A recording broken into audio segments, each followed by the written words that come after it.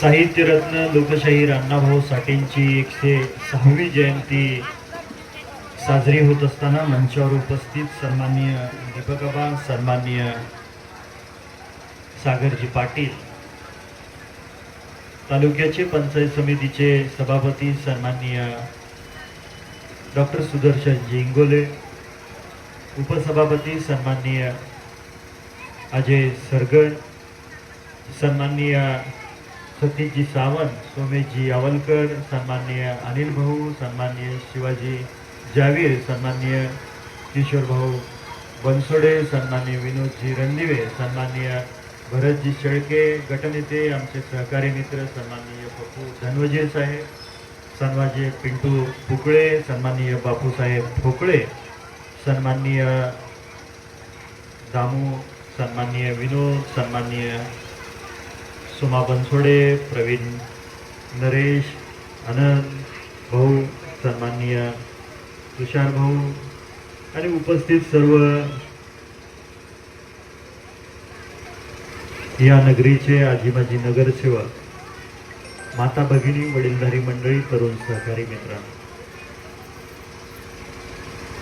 लोकशाहीर अण्णाभाऊ साठेंचा जीवनपट आपल्या सर्वांना माहीत आहे. अगोदरच्या वक्त्यांनी सुद्धा त्याबद्दल वाच्यता केली. पण 1.5 दिवस शिक्षण घेऊन पोटाची खळगी भरण्यासाठी आपल्या वाटे गावातून मुंबई पकडली आणि गिरणीमध्ये काम करत असताना त्या कामगारांची जे काही अडीअडचणी प्रश्न आहेत ते प्रश्न आपल्या कादंबरीतून, आपल्या पोवाड्यातून जनमानसासमोर मांडले आणि मुंबईमध्ये गेल्यानंतर ऐन तरुण उमेदीत कॉम्रेड श्रीपाद अण्णा डांगे यांच्यासोबत त्यांचा संपर्क झाला, त्यांचे सहकारी बनले आणि त्यानंतर त्यांनी लाल बावटा कला पथक स्थापन केलं आणि त्या कला पथकाच्या माध्यमातून कष्टकरी, वंचित, कामगार, बहुजन समाजातील गोरगरीब जनतेचे प्रश्न त्यांनी रस्त्यावर उतरून त्या कला पथकाच्या माध्यमातून त्यांनी मांडले आणि ते सरकारपर्यंत पोहोचवण्यासाठी कष्ट घेतलं आणि सरकारला ते प्रश्न सोडवण्यासाठी भाग पाडलं. असं हे नेतृत्व नेहमी या ठिकाणी जयंतीच्या माध्यमातून येत असताना मला एक अभिमान वाटतो की ज्या नेत्यांनी लाल बावट्याचा विचार जीवनभर जपला त्या महामानवाची जयंती साजरी करत असताना आणि जयंती सोहळा संपन्न होत असताना माझ्यासारख्या शेतकरी कामगार पक्षाच्या तरुण कार्यकर्त्याला निश्चितपणे जीवनभर अभिमान वाटेल. जो विचार जीवनभर खांद्यावरती घेतला आणि कष्टकऱ्यांचं आपल्या लेखणीच्या माध्यमातून ज्या अडीअडचणी आहेत ते मांडल्या. आज अण्णाभाऊ साठेंची जयंती संपूर्ण देशात तर साजरी होतेच, पण त्याच्यावरून जास्त अभिमानाची गोष्ट आहे तानाजी भाऊ, रशिया सारख्या देशामध्ये सुद्धा लोकशाहीर अण्णाभाऊ साठेंची जयंती साजरी होते. खरं आहे काही कारणास्तव साहित्यरत्न लोकशाहीर डॉक्टर अण्णाभाऊ साठेंना भारतरत्न मिळाला नाही.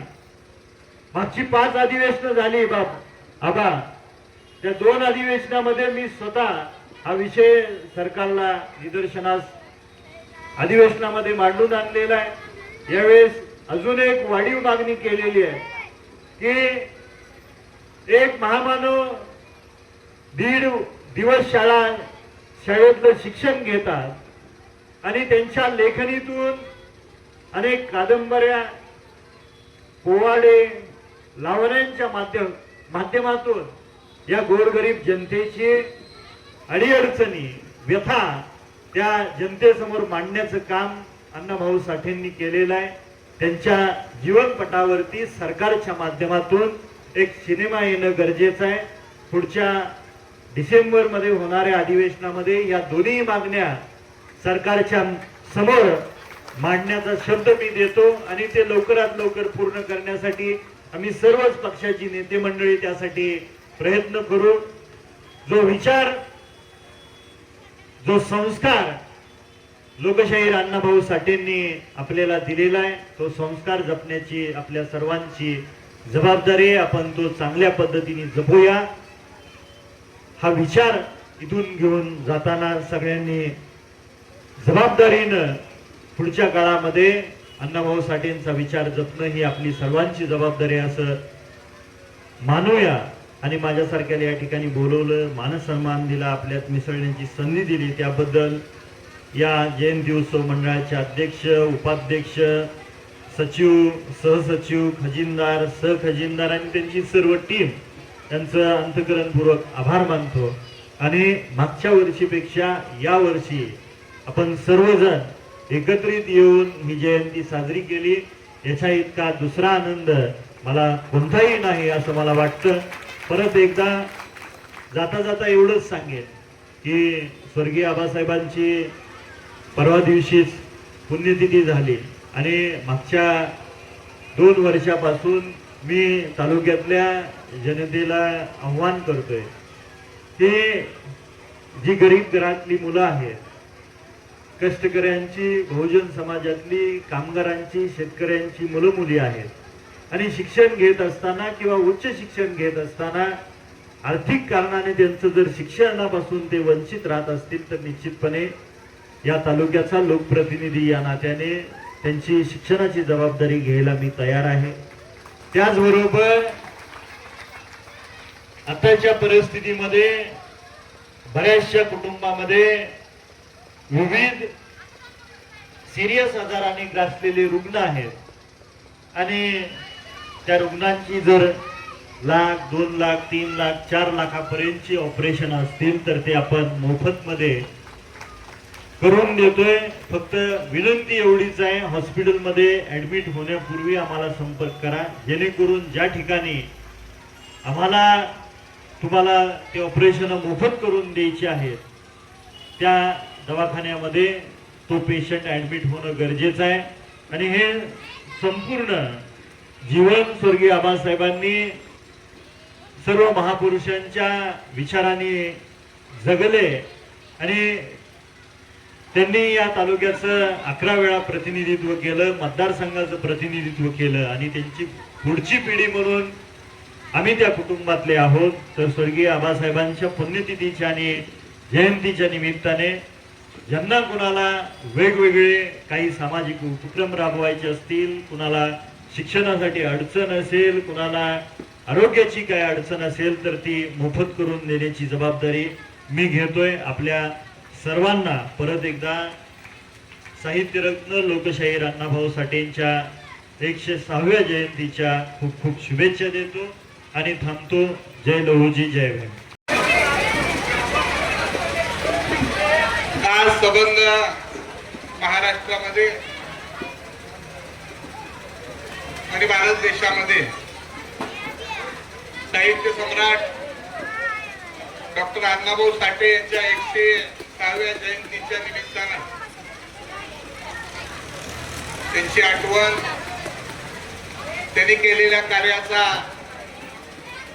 गौरव हा संबंध राज्यभरामध्ये सुरू असून आज आपल्या सांगोला तालुक्यामध्ये, सांगोला शहरामध्ये या जयंतीच्या निमित्तानं साहित्य सम्राटाला आदरांजली वाहण्यासाठी या ठिकाणी उपस्थित असलेले आपल्या तालुक्याचे तरुण आणि लोकप्रिय आमदार सन्माननीय डॉक्टर बाबासाहेब देशमुख, या कार्यक्रमाला या ठिकाणी आवर्जून उपस्थित असलेले या नगरीचे माजी नगराध्यक्ष, माझे सहकारी अनिल भाऊ खटतरे, पंचायत समितीचे सभापती सन्माननीय डॉक्टर सुदर्शन इंगोले, ज्यांची आता या ठिकाणी नुकतीच एंट्री झाली, ते तालुक्याचे तरुण नेते सन्माननीय सागरदादा पाटील, त्यांच्याबरोबर आलेले तालुक्याचे उपसभापती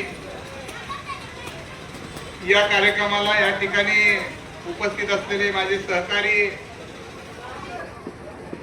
राज्याच्या संघटनेचे अध्यक्ष शिवाजीराव जावीर, आपल्या नगरपालिकेतील आमचे गटनेते सन्माननीय पप्पू धनजवीर, पाणी पुरवठ्याचे सभापती माझे सहकारी सन्माननीय सतीश भाऊ, या ठिकाणी उपस्थित असलेले नगरसेवक सन्माननीय सोमेशजी यावलकर, गिरडी भागाचे ज्येष्ठ नेते आमचे बाबासाहेबांचे आमचे दोघांचे सहकारी सन्माननीय पिंटू पुकळे, माझे सहकारी बाबा बनसोडे, तानाजीराव बनसोडे, या ठिकाणी आवर्जून उपस्थित असलेले चळवळीतील एक कार्यकर्ते ज्यांनी आपली पोलीस खात्यातील सेवा सामाजिक बांधिलकी म्हणून ज्यांनी पार पाडली, असे आमचे सहकारी भरतजी शेळके, हा कार्यक्रम या ठिकाणी पार पाडण्यासाठी आणि आपल्या मागण्या अतिशय तळमळीने ज्यांनी मांडल्या, ते आपल्या समाजाचे एक तरुण सहकारी दामू साठे, माझे जीवाभावाचे सहकारी विनोद रणदिवे, आमच्या सरस्वतीताई रणदिवे, या ठिकाणी उपस्थित असलेले किशोरजी बनसोडे, सोमा बनसोडे, प्रवीण बनसोडे, नरेश बनसोडे, आनंदजी बनसोडे, ज्येष्ठ नेते किसनजी बनसोडे, या ठिकाणी उपस्थित असलेले सर्व शिवसेनेचे आमचे तरुण सहकारी तुषार, याचबरोबर या ठिकाणी उपस्थित असलेल्या सर्व माता भगिनी, नगरसेवक किशोरजी बनसोडे, उपस्थित तरुण मित्र, वडीलधारी मंडळी आणि माझ्या तरुण मित्रांनो, प्रास्ताविकाच्या माध्यमातून बापू साहेब ठोकळे या तालुक्यामध्ये सामाजिक बांधिलकी कुठेही असू द्या, त्यामध्ये पोट तिडकीनं आपल्या गोरगरीब सर्वसामान्य दीनदलित जनतेची गाराने समाजापुढे पोट तिडकीनं मांडून आजपर्यंतच्या काळामध्ये परिस्थिती असो नसो, परंतु आपली स्वतःची सामाजिक जबाबदारी समजून बापूसाहेब ठोकळे नेहमीच प्रत्येक कार्यक्रमाला उपस्थित असतात आणि समाजाची दुखणी आलेल्या कार्यकर्ते मंडळींच्या पुढे पोट तिडकीनं मांडणारा एक सहकारी म्हणून या ठिकाणी तेही उपस्थित आहेत. दामून काय बोललं हे दामूच्या पुन्हा लक्षात राहिलं तरी भरपूर आपण मिळवलं. भाषण केल्यानंतर त्याच्या लक्षात राहत नाही पुन्हा आपण काय बोलून गेलो. आता हळूहळू जरा बऱ्यापैकी पुढारी व्हायला लागलेला आहे. या ठिकाणी दामूने आपल्या भाषणामध्ये काही मागण्या मान्य केल्या आणि ते योग्य आणि खरे आहेत. समाजाची पोटतिडकी आजपर्यंतच्या काळामध्ये अनेक मंडळींना